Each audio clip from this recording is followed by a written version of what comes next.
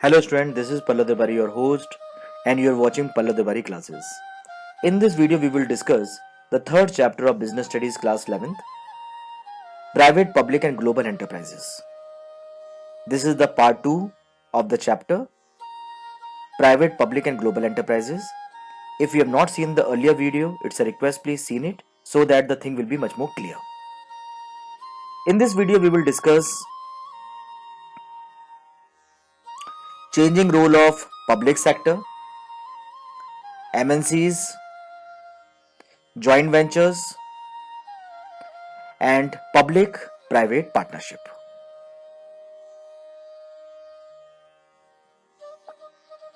Let us start the session with the changing role of public sector. Public sector in India was created to achieve two types of objectives.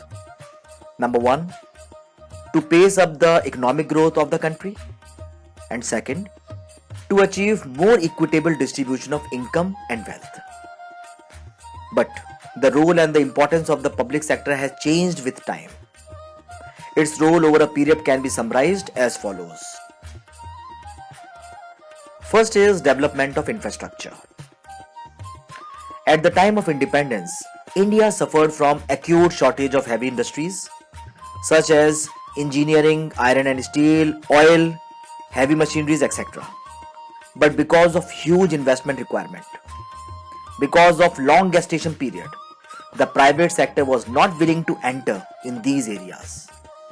And for the development of the country, the development of the infrastructure is needed. So the duty of the development of basic industries was assigned to public sector, which is discharged quite efficiently by it. Second is regional balance. We know that in our country there is a regional imbalances. Some part of the country is developed, the people over there enjoying a luxurious life, and in some part of the country, people are leading a very critical life, miserable life. Example Jharkhand, example Chhattisgarh, and the people where they are leading an enjoyable life is Mumbai. Earlier, most of the development was limited to few areas like port towns. Wherever we are having a port, that part of the country is very much developed. For providing employment to the people and for accelerating economic development of backward areas, many industries were set up by the public sector. Why? Because the role of the public sector is public welfare. The role of the public sector is development of the country. Private sector least bother about it. Private sector want to start their industry in only that area which is near to the port, which is near to the main town. Why? Because from there they can fetch more profit. Next is economies of scale.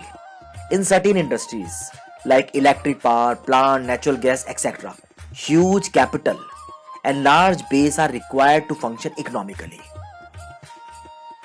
Private sectors are not interested. So such areas were taken up by the public sector. Control of monopoly and restricted trade policy.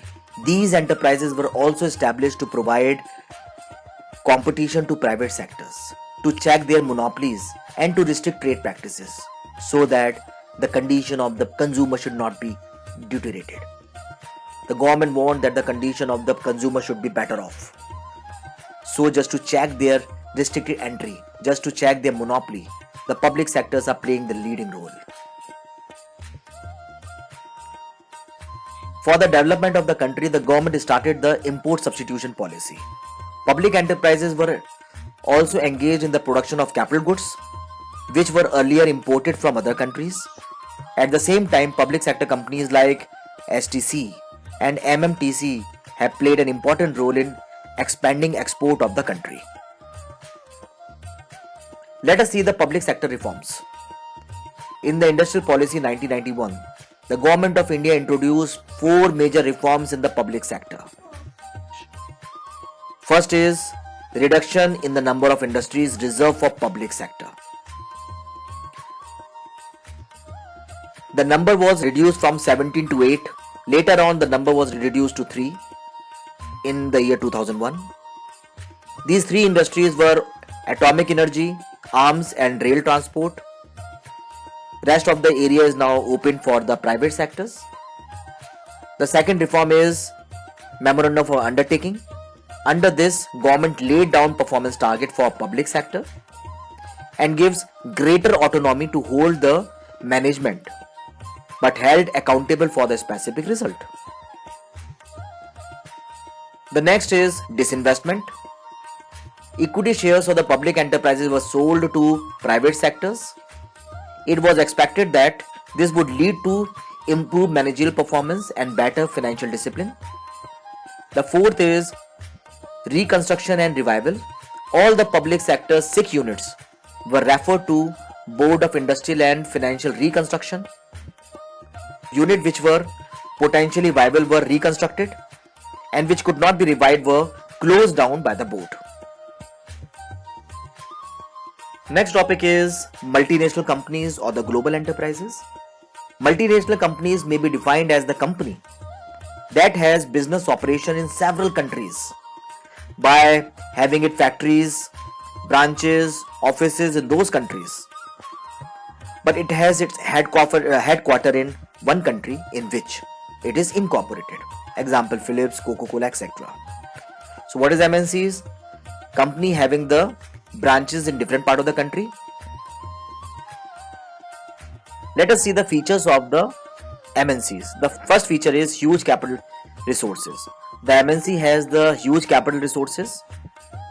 Second is international operations. MNCs do the business from rest of the world by opening up the branches. Next is centralized control. The control of the MNCs is from the head office, which is being located in the country from where it is registered. The next is foreign collaboration. Most of the MNCs collaborate with the domestic companies so that they can do the business in a better way.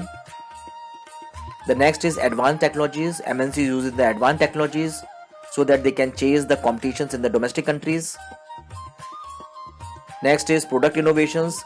MNCs manufactured wide range of products, and all the products are of a different natures and are very unique. Next is marketing strategies. The marketing strategies which the MNCs follow is very unique and a very successful marketing policy they follow, because of which they trap maximum number of the consumers. They find the easy market in every part of the world. Let us discuss all the features in detail. The first feature is huge capital resources. MNCs possesses huge capital resources and they are able to raise lot of funds from various sources. Next is international operations. MNCs has production, marketing and other facilities in several countries. Next is centralized control. MNCs have headquarters in their home countries from where they exercise control over all the branches and subsidiaries. It provides only one board policy framed to them, and there is no interference in their day-to-day operations. Next is foreign collaborations. Usually they enter into agreement relating to sale of technology, production of goods, use of brand name, etc. with local firms in the host countries. Next is advanced technologies. These operations possesses advanced and superior technologies which enable them to provide world-class products and services. The next is product innovations. MNCs have highly sophisticated research and development departments. They are engaged in developing new products and superior designs of existing products. Next is marketing strategies. MNCs use aggressive marketing strategies. Their brand are well known and spend huge amount on advertising and sale promotions.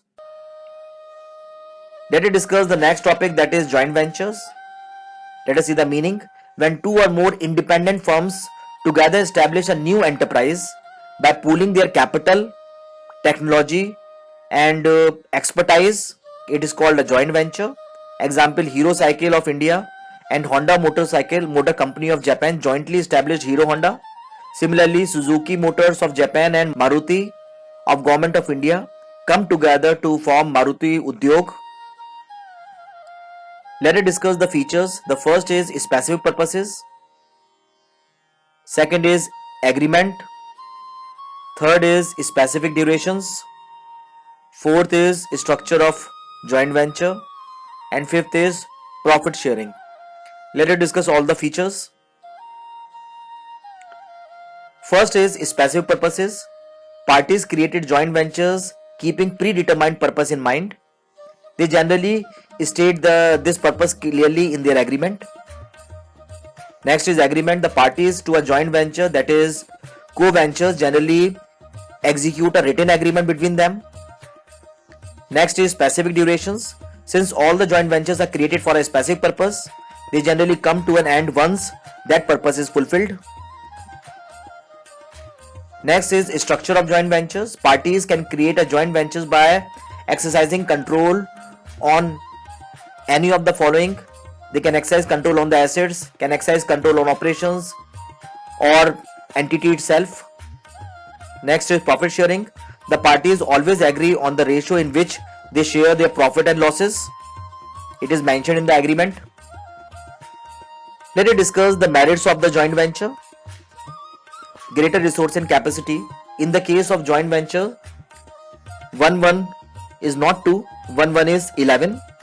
So because of joining hand with the other person, the resources, they get greater resources and the capacity increase, which becomes easy for them to chase the competition. Next is access to advanced technologies.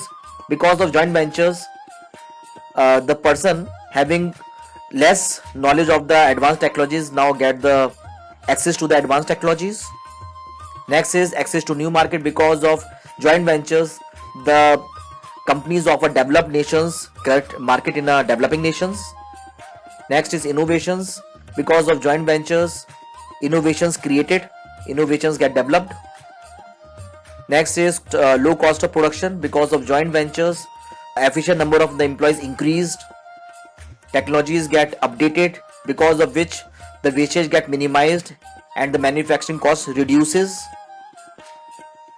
Let us see the benefits in detail.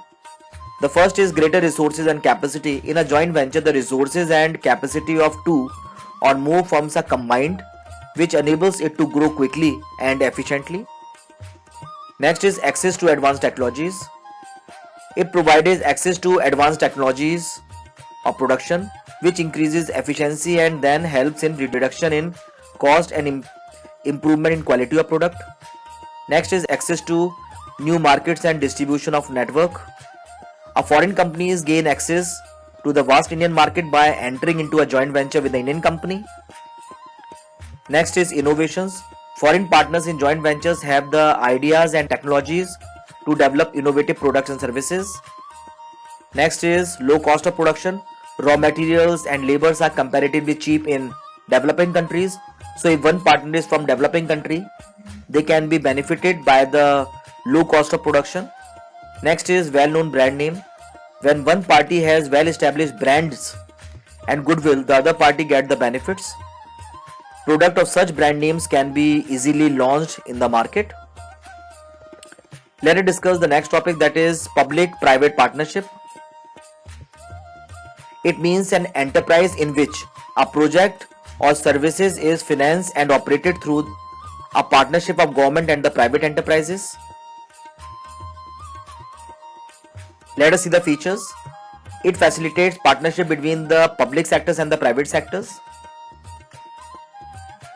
It pertains high priority projects. Next is it is suitable for big projects where the capital intensive and heavy industries is needed. Next is public welfare. Example, Delhi Metro Railway Corporation. It is being needed where the public welfare is must. Next is sharing revenues. Revenue is shared between the government and the private enterprises in the agreed ratio. Now let us discuss the important questions of the chapter. Explain the concept of the public and the private sectors. Business enterprises owned and managed by the individuals or group of individuals come under the private sectors. Example, cooperative societies, sole proprietorship. Let us see what is private sector. Enterprises that are managed and owned partly or owned by the enterprises that are managed and owned partly or wholly by the central or the state government comes under the public sector. Example, department undertaking, government companies, statutory corporation, etc. So here we simply has to define the public and the private sectors. Let us see the next question, that is state the various types of organizations in the private sectors. We have seen the organizations comes under it. That is a sole proprietorship. We know the definition of the sole proprietorships. It is the forms of business organization which is owned, managed and controlled by the individuals. Hindu undivided family, it refers to the organization wherein the business is owned and carried by the members of a Hindu undivided family. Next is partnership. Partnership is the relations between persons who have agreed to share the profit of the business carried on by all or any one of them acting for all. Next is cooperative society.